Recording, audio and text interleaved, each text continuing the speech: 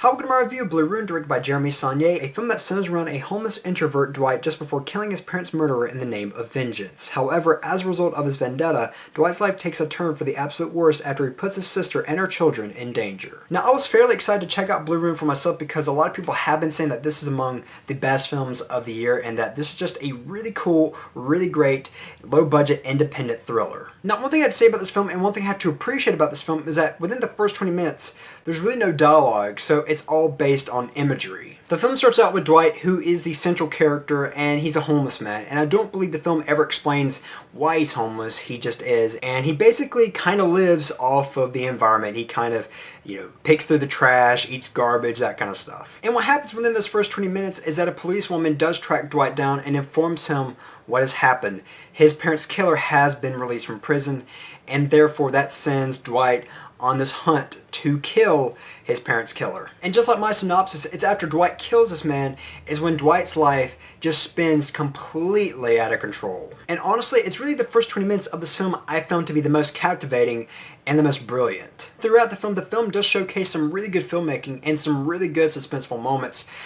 But as a whole, this film, for me at least, didn't quite do it for me. The character Dwight is a very soulless shell. He's somebody who doesn't really show a lot of emotion. He's very much dead inside, which makes sense given that he is on a revenge mission, a hate-filled mission.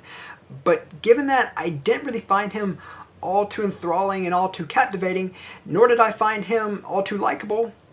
I just didn't really care for him, to be honest with you. Given that Dwight is trying to avenge his parents and given that he is trying to protect his sister, I do understand that he does have a love for his family, yet at the same time, though, outside of that, I really don't know that much about the character, to be honest with you. He's not like Driver from Drive, who has a bit of a really cool mystery about him. He's somebody who is kind of the regular guy. He wears his khaki pants with a button-up shirt tucked into his pants, that kind of look, kind of with a stick stuck up his ass.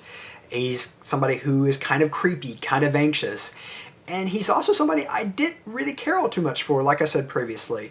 There's just something about him. I found him to be a bit off-putting in sort of a bad way. Now, I'm not entirely sure whether or not the film wanted me to root for this character or not, but regardless, I just kind of wish that the character had been written maybe a little better, given some emotion, some kind of personality to kind of make me latch onto this character a little more. And not only that, but I just kind of wish that the character had been performed a little better by Macon Blair because he just kind of walks around the film like he's just kind of confused. As for the writing as a whole, some of it's a bit hit or miss, some of the dialogue is a bit meh, but the biggest problem outside of the central character is that the film will shift tones from sort of being a dramatic thriller to a black comedy.